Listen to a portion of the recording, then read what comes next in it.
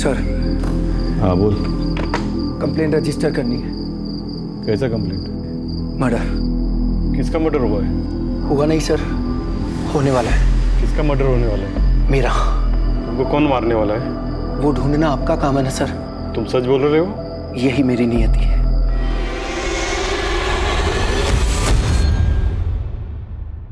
नियति, इस एक शब्द के इर्द गिर्द इंसानी जीवन का ताना बाना बना हुआ है। नमस्कार, आदाब, मैं अनूप सोनी क्राइम पेट्रोल सतर्क के ब्लैक हेडलाइंस अध्याय के आज के एपिसोड में आप सबका स्वागत करता हूं। आज की इस चौंका देने वाली ट्विस्ट और टर्न से भरपूर कहानी में आप नियति का वो खेल देखेंगे जो वाकई में हम इंसानों के वश में नहीं।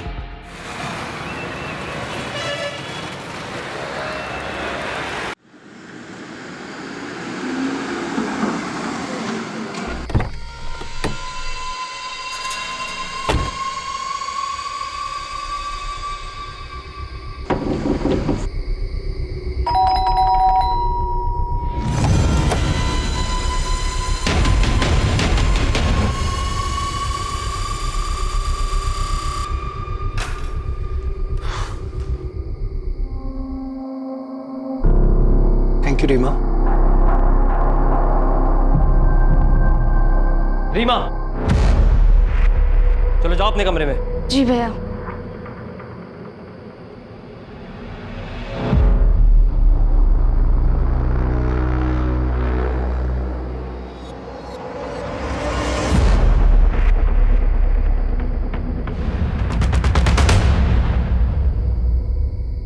ये आयुष की हरकतें खानदान की नाक कटवा देगी। किसका खानदान? मेरा या आपका?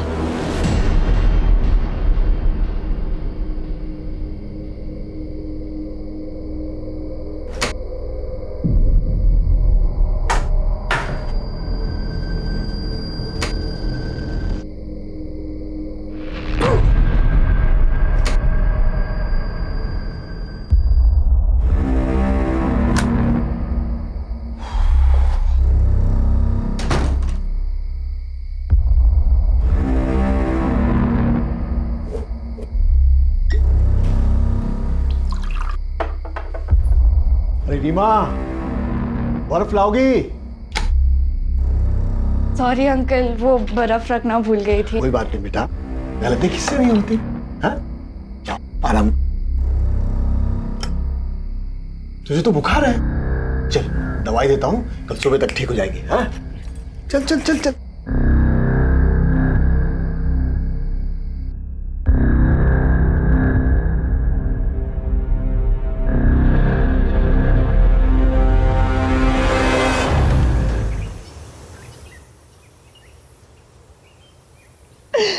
मम्मी, मोहित बहुत बुरा है। मैंने उस पे कितना भरोसा किया था। उसके कहने पर उसके साथ घर छोड़ के भाग गई, उससे शादी की। मैंने बहुत बड़ी गलती कर दी मम्मी। काश मैंने आपकी बात मान ली होती। अब मैं उसके पास कभी वापस नहीं जाऊंगी। नंदी, ये क्या है नंदी? हमारा थोड़ा झगड़ा क्या हो गया, तुम घर छोड़कर चली आई। चलो कोई बात नहीं, घर चलो। नहीं, मैं कह रहा हूं ना, घर चलो। नहीं आऊंगी मैं कह रहा हूं। हाथ मत लगा मेरी बहन को। वो मेरी पत्नी है, समझा तू? चल चल निकल अब। अरे एक मिनट, अब मैं दिखाता हूं कि मैं क्या कर सकता हूं। किसी को नहीं छोड़ूंगा। जा, मत छोड़ना, जा निकल। अब मैं बताता हूं, रुक। आयुष भैया,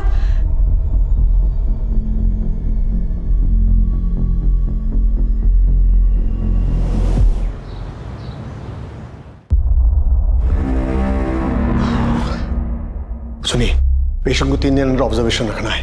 बीपी और शुगर मॉनिटर करते रहना है सर। ओके पापा, आपने मेरा क्रेडिट कार्ड ब्लॉक क्यों की? पैसे खर्च करने की एक लिमिट होती है। लेकिन आपकी दी हुई लिमिट में ही तो कर रहा हूं ना पापा। 1 महीने का खर्च 1 हफ्ते में कर रहे हो। लेकिन किसी इंसान के नो मोर आर्ग्यूमेंट्स।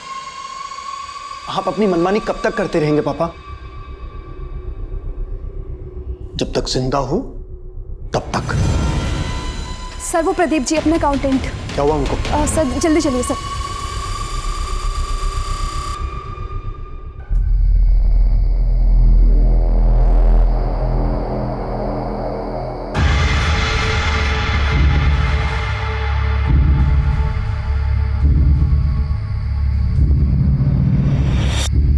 सुन, चला बैठते हैं। चल।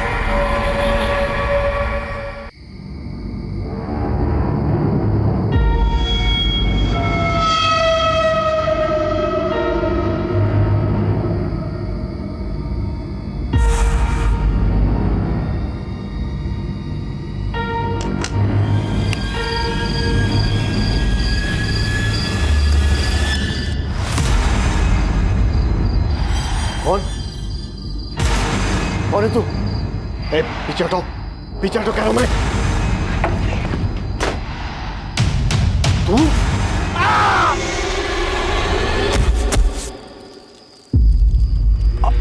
आवाज गोविंदा, कहीं कुछ आवाज हुई है? अरे कोई आवाज वाज नहीं है, तुझे चढ़ गई है। चुपचाप दारू का मजा ले। अरे इतनी भी नहीं चढ़ी है। हो गया, मैं देख के आता हूँ।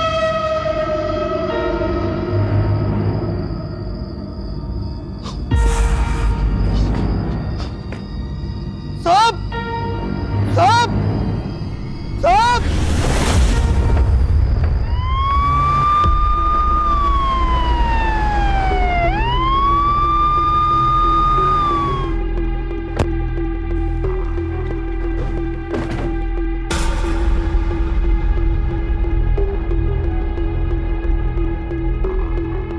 सर, ये तो डॉक्टर सुजीत है, हमारे प्रदेश के बहुत बड़े सर्जन हैं। इंदौर में खुद का हॉस्पिटल भी है सर। इनके परिवार में कोई? सर मैं राकेश, सर मैंने ही आपको फ़ोन किया था। सर अंदर।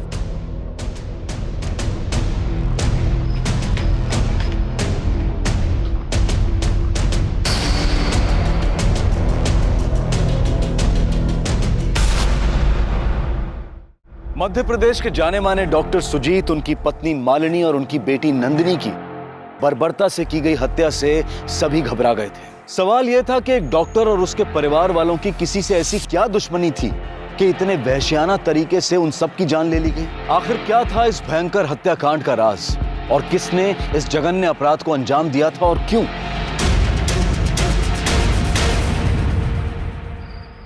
घर में और कौन कौन है?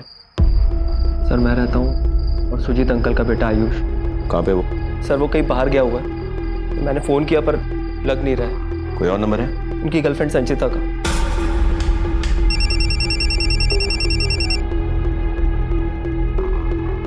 राकेश भैया।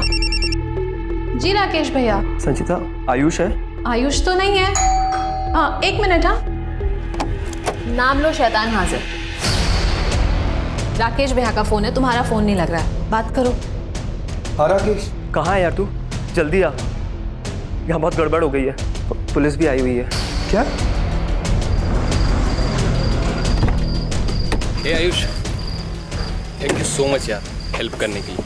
अरे यार ये सब बातें बाद में करना, आयुष के घर पे पुलिस आई है। चल यार जल्दी। क्या पुलिस? हाँ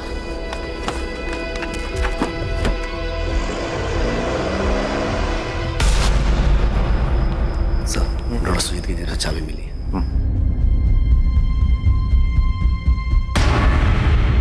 कौन कौन काम करता है इस घर में? साहब मैं वॉचमैनी करता हूँ और माला यहाँ काम करती है जो दिन में ही चली जाती है। घर में इतनी बड़ी वारदात हो गई, कहाँ पे थे तुम?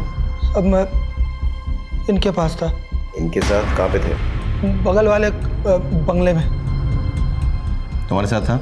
हाँ साहब, ये मेरे साथ ही था। क्या कर रहा था वहाँ पे? ऐसे दारू पी रहा था? नहीं। बाहर का मेन गेट तो खुला हुआ था क्योंकि तुम बगल वाले बंगले में दारू पी रहे थे, लेकिन अंदर का जो ये दरवाजा है घर का, ये बंद था या खुला था? बंद था साहब। पक्का? पक्का।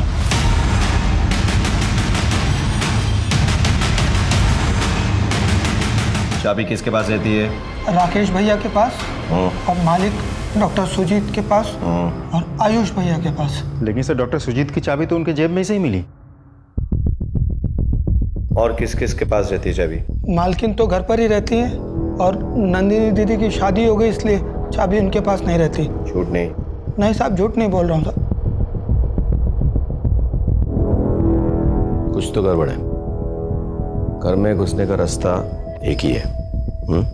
तो महेंद्र एक काम करो, तुम आसपास पता करो, देखो कोई एटीएम है या कोई दुकान वुकान है, कोई सीसीटीवी हो तो उसका फुटेज निकाल, मुझे चेक करनी, very important. Something is not right.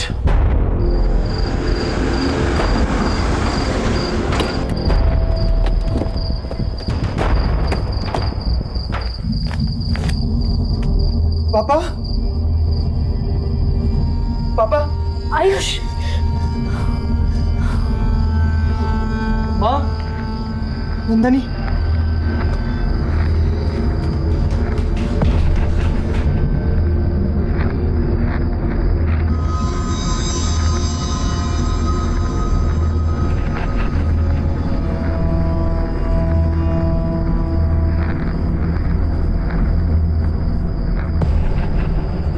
Rakesh, Reema का है, ठीक तो नहीं वो? हाँ, मैं भोपाल कल हॉस्टल से लौटा था।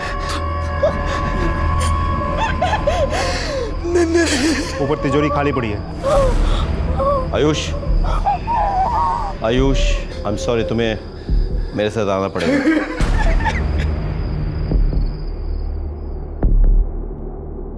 क्या था इस तिजोरी में? सर, हमारे पुश्ते नहीं गहने और यही कुछ घर खर्च के पैसे। कितने? 5-10 हजार रुपए। पापा उससे ज्यादा रखते भी नहीं थे। इन गहनों के कोई फोटोग्राफ्स हैं? नहीं सर, ये गहने तो माने बहुत साल पहले ही पहनना छोड़ दिया था। हाँ ठीक है, लेकिन कोई पुराना फोटोग्राफ जब आपके माँ ने गहने पहने हुए हो, मतलब जैसे शादी की फोटोग्राफ्स होते हैं। हाँ, एल्बम में शायद मिल जाए। Good good.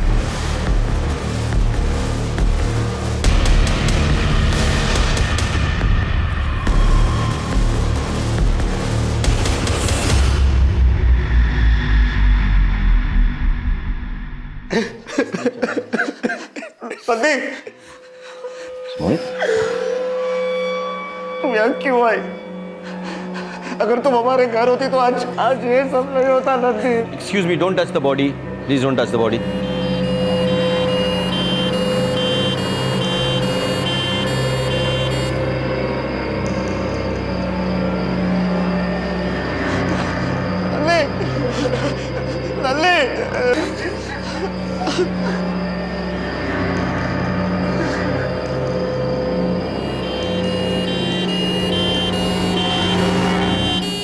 फैमिली मेंबर्स की सीडीआई रिपोर्ट निकालो, हो सकता है कोई सुराग मिले।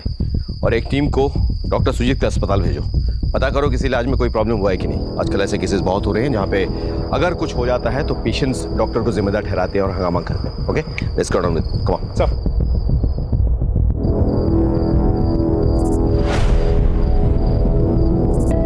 हेलो, एक शॉप का एड्रेस भेज रहा हूँ। आज शाम 7 बजे से लेकर के अभी तक की उसकी सीसीटीवी फुटेज चाहिए। इंदौर के जाने माने डॉक्टर सुजीत, उनकी पत्नी मालिनी और उनकी बेटी नंदिनी की किसी ने बेरहम तरीके से हत्या कर दी थी। इस अप्रत्याशित घटना ने पूरे शहर को दहशत में डाल दिया था। कौन था इस निर्मम हत्या के पीछे और क्या था उसका मकसद?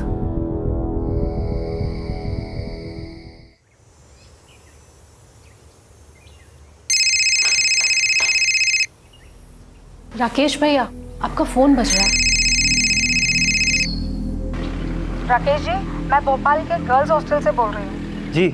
हमने आज अटेंडेंस ली तो पता चला कि रीमा हॉस्टल में नहीं है, और लड़कियों से पूछताछ की तो पता चला कि वो तो कल रात से ही गायब है। ऐसे कैसे हो सकता है? कहाँ है वो? आप लोग सो रहे थे क्या? उसके मोबाइल पे फोन करो। उसका मोबाइल उसके पिलो के नीचे से मिला है। मैंने लोकल पुलिस को इन्फॉर्म कर दिया है। अगर रीमा को कुछ हुआ ना तो मैं आप लोगों को छोड़ूंगा नहीं।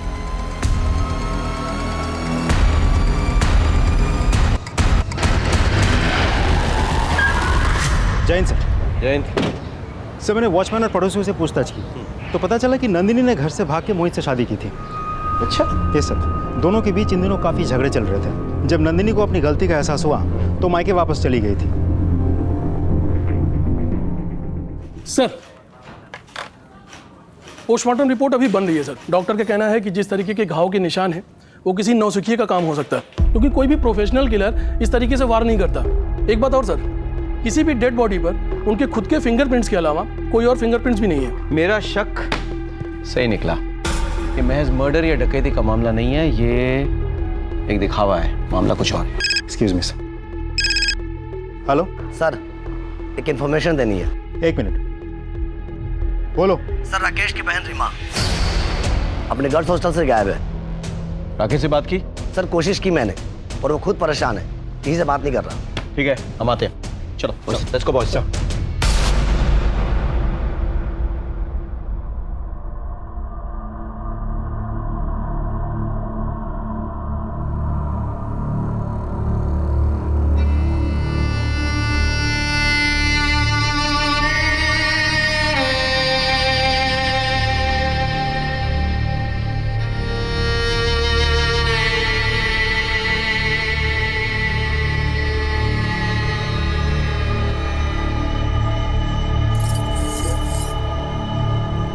ये देखो,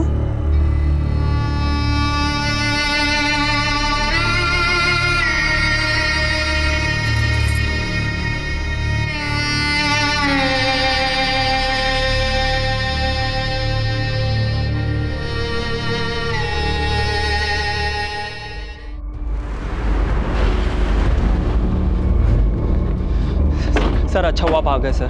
सर, मेरी बहन खो गई है भोपाल गर्ल हॉस्टल से।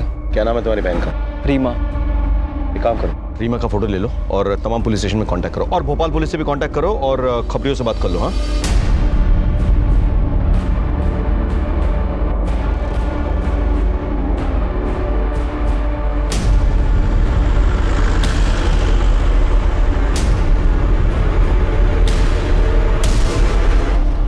जैन सर।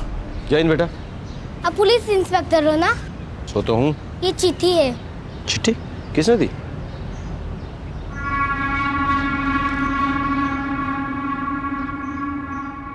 नमस्ते साहब। नमस्ते। मेरा नाम माला है। अच्छा। मैं यहाँ काम करती हूँ।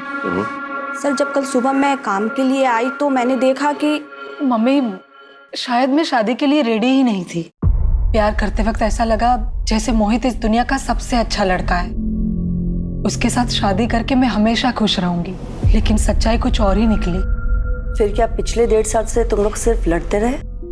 नहीं मम्मी, ज्यादातर वक्त तो हम खुश ही थे, लेकिन अभी अभी बहुत झगड़े होने लगे हैं। तो फिर उन पलों के खातिर अपने रिश्ते को और एक मौका दो, देखना खुशियाँ फिर लौटेगी। साहब, माँ के कहने पे नंदिनी दीदी तो कल सुबह ही अपने पति के घर चली गई थी। जी साहब।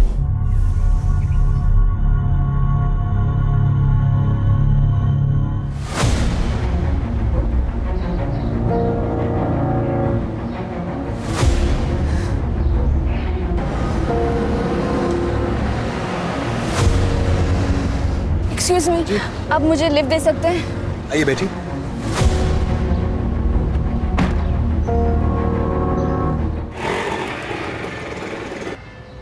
कितना? 50।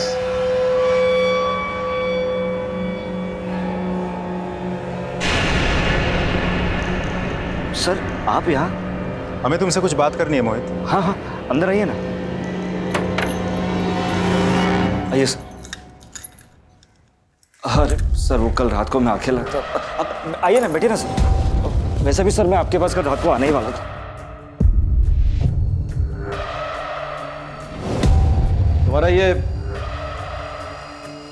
तुम्हारा शर्ट रह गया। तुम नंदिनी से आखिरी बार कब और कहाँ मिले थे? सर मुझसे एक गलती हुई है। कल नन्नी यहाँ आई थी।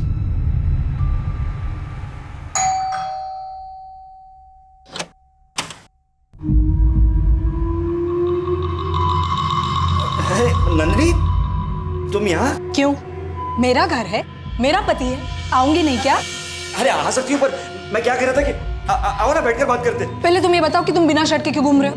कितनी ठंड बढ़ गई है तुम्हें पता है? बीमार पड़ना है क्या? अच्छा चलो, मैं सामान रख के आती हूँ। अरे तुम थक गई होगी, आओ बैठते। तुम इतना अजीब बिहेव क्यों कर रहे हो मोहित? और मुझे अपनी बेडरूम में जाने से क्यों रोक रहे हो? मैं सामान रख के आ रही हूँ ना। नंदी, मेरी बात सुनो नंदी। नंदी,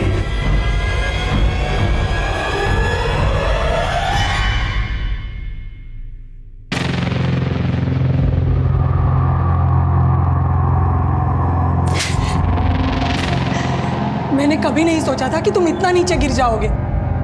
सर अगर मैंने वो गलती नहीं की होती तो आज मेरी नंदी जिंदा होती सर। ये कल कितने बजे हुआ? कुछ दोपहर के 2-2:30 बजे हो गए सर। नंदिनी का मर्डर लगभग 9 बजे के करीब हुआ, राइट? 2 बजे और 9 बजे के बीच में तुम्हें टाइम नहीं मिला नंदिनी को कांटेक्ट करने का? सर मैंने उसे काफी फोन की पर उसने मेरा एक भी फोन नहीं उठाया और उसके बाद मुझे तुरंत नंदी की मौत की खबर मिली सर।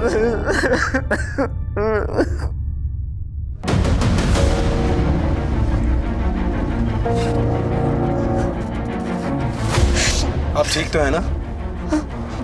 हाँ। सर, डॉक्टर सुजीत के घर से कुछ दूरी पे लगे सीसीटीवी कैमरे की फुटेज देखो।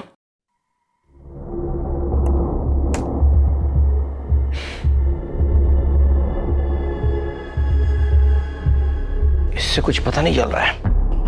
ये तो ऑटो रिक्शा में लोग आते जाते देख रहे हैं बस। इस केस के तमाम पहलू अनक्लियर है। एक काम करते हैं कि इसकी एक एक कड़ी को जोड़ते हैं। अब तक हमें क्या पता है? पोस्टमार्टम रिपोर्ट के मुताबिक ये मर्डर किसी अनप्रोफेशनल यानी एमेचर ने किया है। मर्डर के दिन घर का वॉचमैन बगल वाले बंगले के वॉचमैन के साथ दारू पी रहा था। घर का दरवाजा खुला हुआ था, लेकिन जबरदस्ती घुसने की कोई निशानी नहीं। तिजोरी खुली पड़ी थी, गहने गायब। किसी ने इसे डकैती और मर्डर का रूप देने की कोशिश की, लेकिन तमाम सर्कमस्टेंशियल एविडेंस यही कहती हैं कि ये गलत है। अच्छा, डॉक्टर और उसके फैमिली की किसी के साथ कोई जाती दुश्मनी थी? नहीं सर। हॉस्पिटल में किसी के साथ कभी कोई लड़ाई हुई हो? सर हमने हॉस्पिटल में जाके पूछताछ की तो डॉक्टर सुजीत सर को लोग भगवान की तरह पूछते थे और सर से कभी कोई गलती नहीं हुई, ना ही डायग्नोसिस में और ना ही ऑपरेशन में। 100% रिकॉर्ड था उनका। डॉक्टर सुजीत अपने स्टाफ को बहुत मानते थे, इनफैक्ट अपनी फैमिली की तरह मानते थे। सर हॉस्पिटल के सारे स्टाफ तो डॉक्टर सुजीत की बहुत तारीफ कर रहे थे। सर, सीडीआर रिपोर्ट आ गई सर।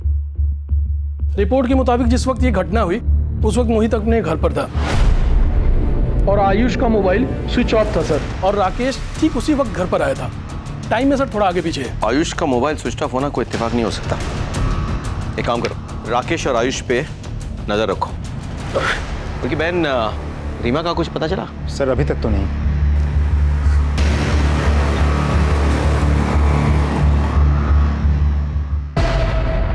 आप ये कहाँ ले जा रहे हैं? उस रास्ते पे गड्ढे और ट्रैफिक बहुत है, यहाँ से शॉर्टकट है, जल्दी पहुंचेंगी आप।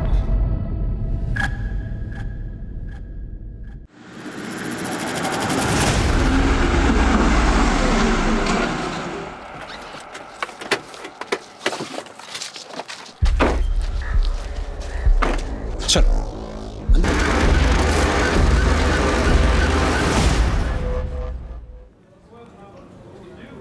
सर मैं अंदर आ सकता हूँ? हाँ आइए। जय हिंद सर। जय हिंद। मैं पांडे, पलासिया पुलिस स्टेशन। जी। डॉक्टर सुजीत मर्डर केस के बारे में हमारे पास जानकारी थी। अच्छा। व्हाट? आयुष ने अपनी मर्डर की एनसी लिखवाई है? कंप्लेंट रजिस्टर करनी। कैसा कंप्लेंट? मर्डर। पर किसका मर्डर होने वाला है? मेरा।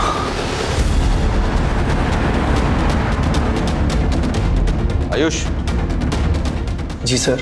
तुमने पलासिया थाने में एनसी करवाई थी, तो तुम्हारी जान को खतरा है। किससे खतरा है तुम्हें?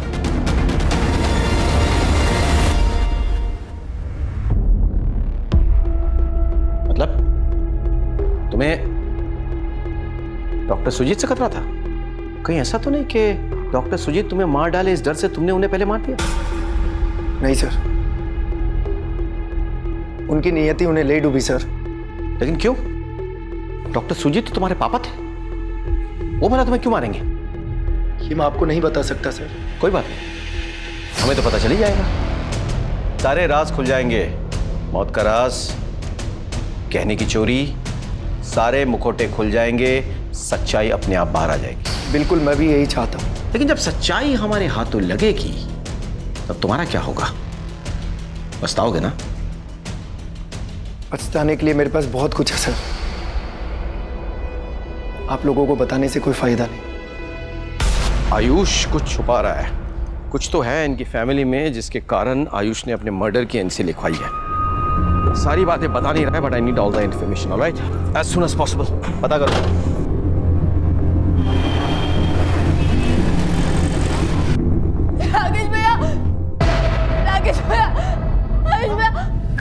क्या हुआ तुम्हें?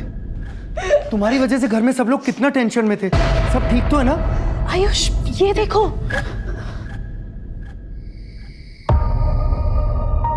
रीमा, बेटे तुम्हारे साथ जो कुछ भी हुआ बहुत बुरा हुआ, लेकिन बिना बताए इस तरह से हॉस्टल से तुमको नहीं भागना चाहिए था। टीवी पर खबर देखी तो पता चला कि अपने घर में 3 मर्डर हुए। मुझे कुछ समझ में नहीं आ रहा था मैं क्या करूं। बहुत घबरा गई थी। हॉस्टल वालों को पूछती तो जब तक राकेश भैया लेने नहीं आते तब तक वो मुझे नहीं निकलने देते। इसलिए मैं किसी को बिना बताए चला गया। बेटे तो सब ठीक हो जाएगा। हम लोग हैं, will take care of you, ठीक है? डरो मत। बेटे तुम्हारे भैया कहाँ पे हैं? वो सुजीत अपने आप को डॉक्टर कहलाता था। साले की इतनी सेवा की, क्या दिया उसने मुझे? हाँ, साला आश्रित बना के एहसान जताता रहा और अपने इशारों पे नचाता रहा। ये करो, वो करो, ऐसा करो, वैसा करो। अबे उसने तुझे और तेरी बहन को पाल पोस के इतना बड़ा किया है। आज ही उनका दाह संस्कार हुआ है तो उन्हीं के पैसों के पी के उन्हीं को गाली दे रहा है। अच्छा वह मर गया साला, और तू अपना मुंह बंद रखा कर। तेरे को पैसे चाहिए ना, ये ले, तेरा ये भी ले, खुश। अब दोबारा कभी मुझे रोकना नहीं और टोकना नहीं, समझा? अब वैसे भी बहुत जल्द मैं इसी बार में विदेशी पीऊँगा। तू जानता नहीं है, मेरी किस्मत आधी खुल चुकी है और आधी खुलने वाली है।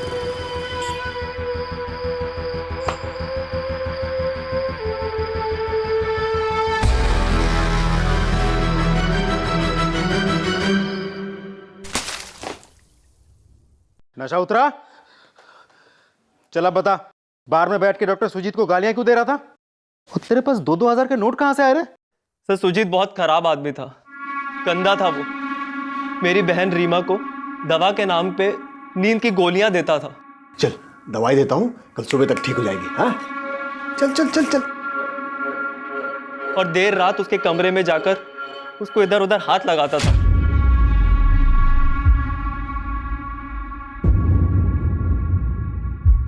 सुजीत!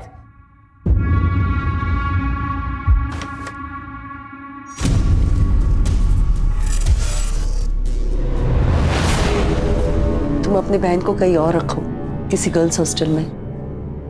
और हाँ, सुजीत की हरकतों के बारे में उसे मत बताना, वरना उसका इंसानियत से विश्वास उठ जाएगा। सर सुजीत की हरकत देखकर किसी भी भाई को गाली देने का मन करता, मेरा भी किया। और पैसे? रीमा की हॉस्टल फीस के लिए मालिनी आंटी ने पैसे दिए थे, और अब रीमा ही हॉस्टल से वापस आ गई थी तो मैंने वो पैसे दारू में खर्च कर दिए।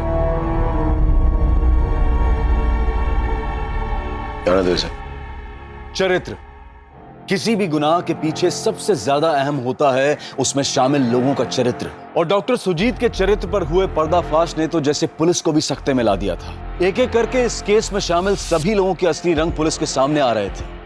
सब ने अपने चेहरे पर कोई ना कोई मुखौटा लगाया हुआ था। कौन सा चेहरा असली था और कौन सा नकली, ये पता लगाना पुलिस के लिए वाकई चुनौतीपूर्ण था। हर किसी के अपने अपने मकसद थे। कौन सच बोल रहा था और कौन झूठ, इसका पता लगाकर असली मुजरिमों तक पहुंचने का पुलिस का प्रयास जारी था।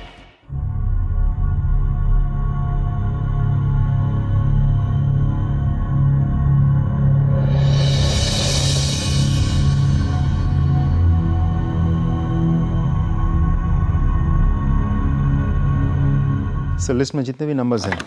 सर, डॉक्टर सुजीत के हॉस्पिटल से उनके अकाउंटेंट का फोन आया था। वो आपसे कुछ अर्जेंट बात करना चाहते हैं सर। सर, उस दिन मैंने डॉक्टर सुजीत सर को 15.5 लाख कैश बैंक में डिपॉजिट करने के लिए दिए थे। क्या हुआ प्रदीप? हाँ, अरे तुम्हें तो पसीना आ रहा है। 1 महीने पहले तुम्हारी एंजियोप्लास्टी हुई है, तुम इतना केयरलेस कैसे हो सकते हो? जरूर तुम्हारा बीपी बढ़ गया होगा। सिस्टर, मैं एडमिशन करने की तैयारी करो, और जो दवाई लिख के दूंगा वो इन्हें देना है। 3 दिन तक कोई काम नहीं करनी है। सर, पहले मैं बैंक में कैश डिपॉजिट करके आऊँ। बहुत बड़ी अमाउंट है सर, 15.5 लाख। फिर आके मैं एडमिट हो जाऊंगा। बैंक में कैश ही डिपॉजिट करनी है ना, तो मैं कर दूंगा घर जाते वक्त। चलो, तुम चलो मेरे साथ। मुझे हार्ट प्रॉब्लम है, इसलिए किसी ने मुझे बताया नहीं कि सुजीत सर और उनकी फैमिली का मर्डर हो गया है। लेकिन जब मुझे पता चला तो मैंने सबसे पहले बैंक अकाउंट चेक करवाया, लेकिन बैंक के स्टेटमेंट के मुताबिक उसमें वो 15.5 लाख नहीं है। हाँ सर, डॉक्टर सुजीत आए थे कैश डिपॉजिट कराने के लिए, पर सर ट्रांजैक्शन का वक्त ख़त्म हो गया था तो हम उनका कैश डिपॉजिट नहीं कर पाए।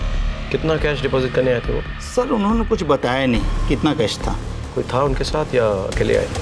सर वो अकेले ही आए थे, कोई भी साथ में नहीं था। जिस दिन डॉक्टर सुजीत की हत्या हुई थी उस दिन वो 15.5 लाख रुपए लेकर घर आए थे। कहाँ है वो पैसे?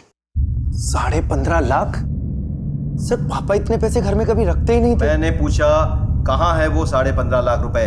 सर मैं सच बता रहा हूँ, मुझे कुछ नहीं पता। अगर तुमसे कोई गलती हुई हो तो हमें बता दो, डरने की बात नहीं है, हम तुम्हारी मदद करेंगे। बताओ।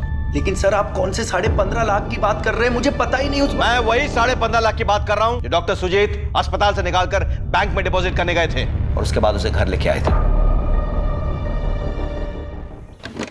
सर, एक ज्वेलर आया है, चोरी हुई गहने की जो फोटोज हमने भेजी थी उसके बारे में कुछ कहना चाहता है। बुलाओ उसे। सर अभी एक आदमी दुकान पर आया था, आपने जैसी पिक्चर भेजी थी वैसे ही पुराने गहने बेचने आया था जी। मैंने कहा कि पैसों की व्यवस्था करने के लिए थोड़ा समय दे दो। Very good. अब एक काम कीजिए, उससे कहिए कि आपको वो दुकान के पीछे मिले। जी। उसे कहना कि दुकान के अंदर सीसीटीवी कैमरा है। हाँ? और बिना कागजात के खरीदारी करेगा तो फंस जाएगा। जिस ज्वेलरी शॉप की तलाश में पुलिस लगी हुई थी, आखिरकार पुलिस को वो लीड मिल ही गई, जिससे वो ज्वेलरी भी मिली और वो चोर भी।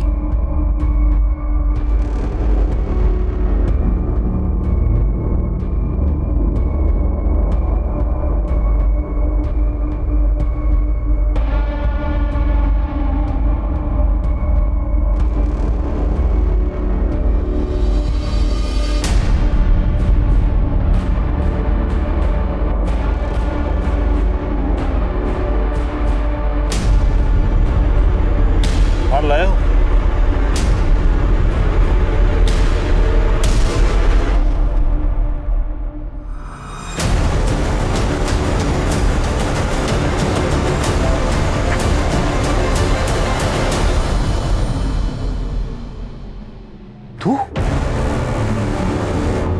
तूने गहने और उसके साथ कैश भी चुराया, और सिर्फ चुराया नहीं, तूने उस घर के 3 मेंबर को मार डाला जिन्होंने तुझे और तेरी बहन को आसरा दिया था। सर मैंने सिर्फ गहने चुराए हैं, ना मैंने मर्डर किया है और ना ही मैंने पैसे चुराए। सर वहाँ पे पैसे थे ही नहीं। सर मैं रीमा को भोपाल गर्ल हॉस्टल जब छोड़कर वापस आया,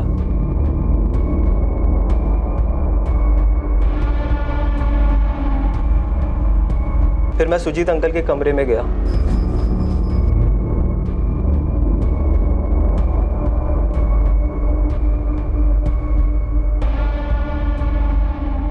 साहब मैंने मर्डर नहीं किया साहब, मैंने मर्डर नहीं किया। इसकी पूछताछ जारी रखो अलग तरीके से। राकेश के सामान की छानबीन करो, उसकी बहन रीमा का भी। राकेश का कहाँ आना जाना है, किसके साथ उठना बैठना है, कहाँ मिलना जुलना है, हर चीज पता करो। कहीं ना कहीं कैश छिपाया होगा उसने। मोहित के घर भी छान मारो, संजीता के घर भी सर्च करो। ये 15.5 लाख कैश हमें मिलनी चाहिए। इस केस का सबसे बड़ा ट्विस्ट है वो 15.5 लाख रुपए। सीडीआर रिपोर्ट के मुताबिक मर्डर के दिन डॉक्टर सुजीत की मूवमेंट क्या थी? सर डॉक्टर सुजीत पहले अपने हॉस्पिटल से निकल के बैंक गए और फिर बैंक से अपने घर पर पहुंचे, और घर पे गहने रखे थे इसकी खबर राकेश को थी, आयुष को थी। राकेश ने वो गहने चुराए, लेकिन ये कैश, ये 15.5 लाख कैश ना हमें राकेश के पास मिले, ना आयुष के पास, और ना ही मौका वारदात पे आए मोहित के पास। एक काम करो महेंद्र, अस्पताल और बैंक के सीसीटीवी फुटेज निकालो, मुझे चेक करना है। सर आपका शक सही निकला। डॉक्टर सुजीत की फैमिली में वाकई बहुत राज छुपे हैं। एक्चुअली इनकी फैमिली का एक राज है सर। कैसा राज? आयुष सुजीत का अपना बेटा नहीं है, वो मालिनी की नाजायज औलाद है। सुजीत मालिनी के पिता के हॉस्पिटल में जूनियर डॉक्टर था, मालिनी अपने प्रेमी से प्रेग्नेंट हो गई। प्रेमी भाग गया। इज्जत बचाने के लिए मालिनी के पिता ने मालिनी की शादी सुजीत से कर दी। सुजीत ने भी प्रॉपर्टी के लालच में मालिनी से शादी कर ली। सुजीत मालिनी को खुश रखने की कोशिश करता था, पर वो सब दिखावा था। वो तो मालिनी के पैसे लेकर अय्याशी में उड़ा दिया करता था। इसलिए उन्होंने विल बनाने की बात की। मैंने ही विल बनाई थी। विल के अनुसार 25 साल पूरा होते ही आयुष पूरी प्रॉपर्टी का मालिक बन जाएगा। कुछ समय के बाद मेरे पिता के दोस्त इस दुनिया को छोड़ गए। सुजीत को विल का पता चला और तब से उसकी आंखों में आयुष और मालिनी खटकने लग गए। मुझे पता था सर कि आपको पता लग ही जाएगा, लेकिन सच तो यह है कि मेरे बाप ने मेरी मां को इतना टॉर्चर किया था कि मेरी मां एक अलग ही जोन में चली गई। वो इतनी गुमसुम रहने लगी थी, कभी किसी से बात ही नहीं करती थी। पूरी दौलत हथियाने में सबसे बड़ी रुकावट सिर्फ और सिर्फ मैं ही था। कहानी इंटरेस्टिंग है, लेकिन इससे तुम बेगुनाह साबित नहीं हो जाते, बल्कि और बड़े सस्पेक्ट बन जाते हो। तुमने डॉक्टर सुजीत को मार डाला, मालिनी और नंदिनी ने वो देख लिया, यानी कि वे विटनेस बन गए। मजबूरन तुमने उन विटनेसेस को खत्म कर डाला, है ना? एक भरे पूरे परिवार की हत्या, 15 लाख रुपए की चोरी, रीमा की इज्जत पर की गई घिनौनी कोशिश। ऐसा लग रहा था जैसे पुलिस एक साथ कई केसेस सॉल्व कर रही थी। इन सब की कड़ी एक दूसरे से बड़े ही पेचीदा तरीके से जुड़ी हुई थी। पर अब सवाल यह था कि क्या पुलिस इस गुत्थी को सुलझा पाएगी?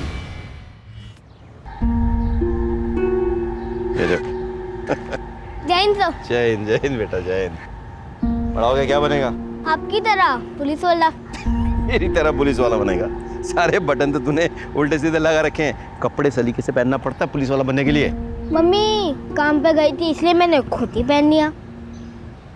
ये तेरा बटन बाकी बटन से मैच नहीं कर रहा है। वो मम्मी ने लगाया है। तुम्हारा शर्ट रह गया। साहब यही बंगले के कंपाउंड वॉल में ये कपड़े का टुकड़ा फंसा था, तो ये बटन मुझे अच्छा लगा तो इसलिए मैं ले आई। वो कपड़े का टुकड़ा कहाँ है? मैंने तो बटन निकाल कर यहीं फेंक दिया था। ये ढूंढ के लाइए। ये रहा साहब। अब जा सकती।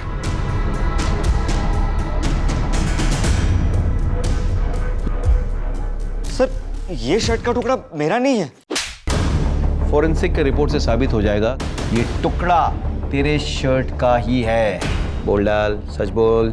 सर मैंने सोचा कि मायके जाकर उसके साथ एक बार बात करता हूँ। उसे देखो देखो साहब को क्या हुआ, ऊपर देख रहे। बोल रहा है तू, सच बोल। तू अपने पत्नी को वहां से जबरदस्ती लेके जाना चाहता था। तेरे ससुर ने तुझे रोकने की कोशिश की तो तूने उसे धक्का दिया और उससे वो मर गया। बोल बोल, ऐसा हुआ कि नहीं? हाँ, तेरी पत्नी ने हमें फोन करने की कोशिश की तो तूने उसे भी मार डाला। आवाज सुनकर तेरी सास वहां पे आई, वो विटनेस न बन जाए ये सोचकर तूने उसे भी मार डाला। सच है कि नहीं? सर ये सच नहीं है सर। 15.5 लाख कहाँ पे है बोल? सर इस बारे में मुझे कुछ नहीं मालूम। महेंद्र सर, अपने स्टाइल में इंट्रोगेशन जारी रखो जब तक ये सच नहीं उगल देता। सर मेरी बात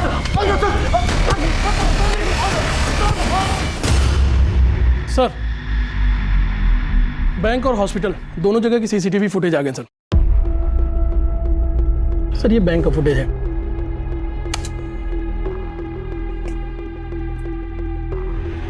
यहाँ पे क्या कर रहा है? इसे उठा के लाओ और इसका सीडीआर रिपोर्ट निकालो, बोलो अर्जेंट है।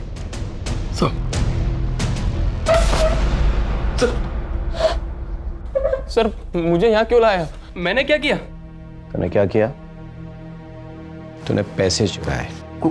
कौन से पैसे? 15.5 लाख रुपए जो तूने डॉक्टर सुजीत से चुराए। कहाँ पे है वो पैसे?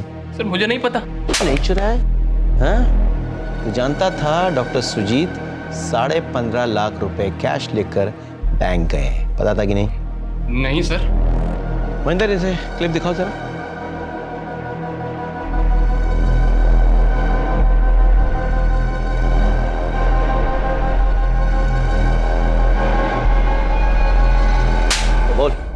क्या कर रहा था तू उस दिन डॉक्टर सुजीत के घर पे? सर मैं वहां गया ही नहीं। हमारे पास सारे एविडेंसेस हैं, समझा? टाइम, लोकेशन, सब कुछ। तेरा मोबाइल खुद चल के तो नहीं गया था उसके घर? बता दे, देख बता दे। सर मत मारिए, बताता हूँ। प्लीज सर मत मारिए सर, सब बताता हूँ सर, सब बताता हूँ। सर मुझे दारू, ड्रग्स और लड़कियों पे पैसे उड़ाने की लत लग गई थी सर। मुझ पे बहुत सारा लोन चढ़ गया था और जिन लोगों से लोन लिया था वो जान के दुश्मन बन गए थे। आए दिन जान से मारने की धमकी देते थे। सर मैं बहुत परेशान हो गया था, क्या करूँ कुछ समझ नहीं आ रहा था। अचानक सुजीत अंकल के पास इतना सारा कैश देख के लगा कि अगर ये पैसे मुझे मिल जाए तो अपनी जान बच सकती। मैंने आयुष को कई बार देखा था, वो अपने घर की चाबी अपनी कार की चाबी के साथ एक ही की चेन में रखता है सर। मैंने प्लान बनाया, मैं किसी तरह आयुष की कार ले गया, सुनसान जगह सर कार पार्क की और मैंने एक चाकू खरीदा। मंकी कैप पहन के मैं सुजीत अंकल के घर में घुसा सर, चाबी से दरवाज़ा खोला और धीमे पाँव रूम में रखे। सर जैसे ही मैं लॉकर के पास पहुंचा, इत्तेफाक से सुजीत अंकल भी वहीं थे। पीछे हटो कह रहा हूं मैं। तू ये काम कब से करने लगा?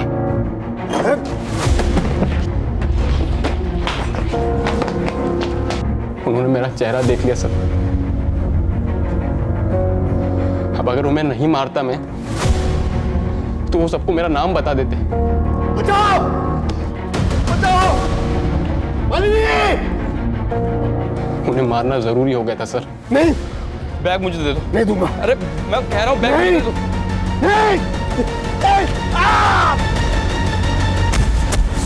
मैं फटाफट पैसे लेके भागने की कोशिश कर ही रहा था कि नंदिनी और मालिनी आंटी ने मुझे देख लिया। दोनों को मारने के अलावा मेरे पास कोई चारा नहीं था।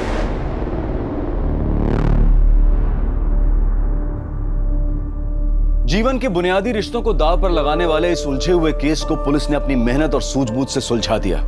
असली अपराधी को सबूतों के साथ अदालत में पेश किया और उन्हें कानून से सख्त सजा दिलवाई। इन सब का नतीजा देखकर तो एक ही बात मन में आती है कि काश इन लोगों ने थोड़ी सतर्कता दिखाई होती। काश डॉक्टर सुजीत और आयुष ने अभिषेक के पैसों के लालच को समझा होता। काश नंदिनी लव मैरिज को सुलझे हुए ढंग से हैंडल करती। काश रीमा सुजीत के मन में छिपे हुए पाप को जान पाती। काश आयुष अपनी मां को अत्याचारी बाप से अलग करता। और काश अभिषेक अपने लालच पर कंट्रोल रखता तो आज डॉक्टर सुजीत, मालिनी, नंदिनी जिंदा होते। ये लोग तो सतर्क नहीं रहे, लेकिन आप और हम सतर्क रहकर आने वाले खतरे से अवश्य बच सकते हैं। अब मैं अनूप सोनी आपसे विदा लेता हूं। आपसे फिर मुलाकात होगी क्राइम पेट्रोल सतर्क के ब्लैक हेडलाइंस अध्याय में एक और नए केस के साथ। और याद रखें, क्राइम और आपके बीच में सिर्फ इतना फर्क है कि आप कितने सतर्क हैं। सतर्क रहें, सुरक्षित रहें। जय हिंद।